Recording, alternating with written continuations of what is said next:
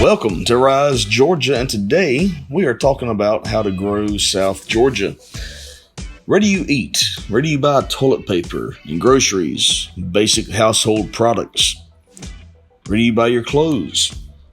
I bet you just listed the names of multiple large corporations that do not have a vested interest in your town. Think about this. When you buy from Walmart, the money you give them is not held in your town. It goes back to the headquarters of Walmart. Yes, they do employ people from your town, but think about this. What if the people employed by your local Walmart were employed by local businesses instead? And you may be thinking, well, you know what? That one time they did. But that is exactly what we're addressing today. So let's think. If there were more local businesses with more people employed by them, then when you went and spent your money at those local businesses, for instance, a local restaurant, a hardware store, or a clothing boutique, the money you give them will go to the local business owner, who can then reinvest that money back into your local area. This is the problem that our country faces today. A handful of large corporations own a huge market share of all of retail and most industries. This means that Americans spend their money, and 90% of the time, the money that they're spending leaves their local town, their local area, and is not able to be reinvested. You buy groceries from Walmart, that money goes to Bentonville, Arkansas.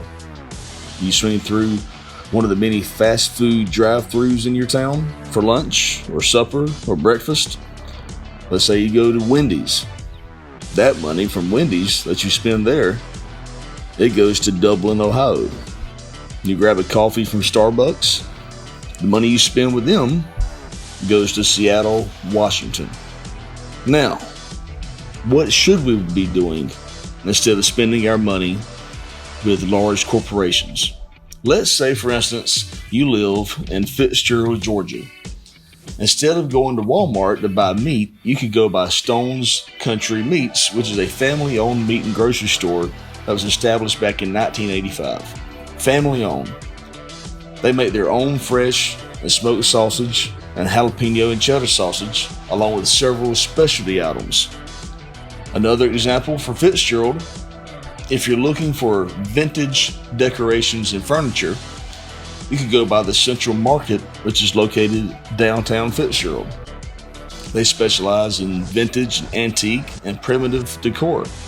They have a good selection of used furniture, and they also carry Dixie Belle chalk paint. So there's two small businesses that I just gave you information about. If you live in the Fitzgerald, Georgia area, that you could simply make the decision, if you're needing something that those two stores sell, instead of going to a large chain store to buy those products that you need, go to one of these stores instead. Basically, the idea is to spend as much money as you can with local businesses. Therefore, the local business owners, they can take the profits that they make.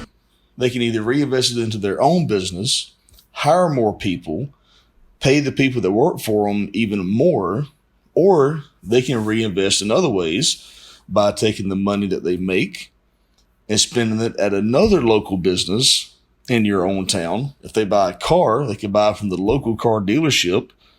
If they want to buy a storage building, they could buy from a local person that sells storage buildings.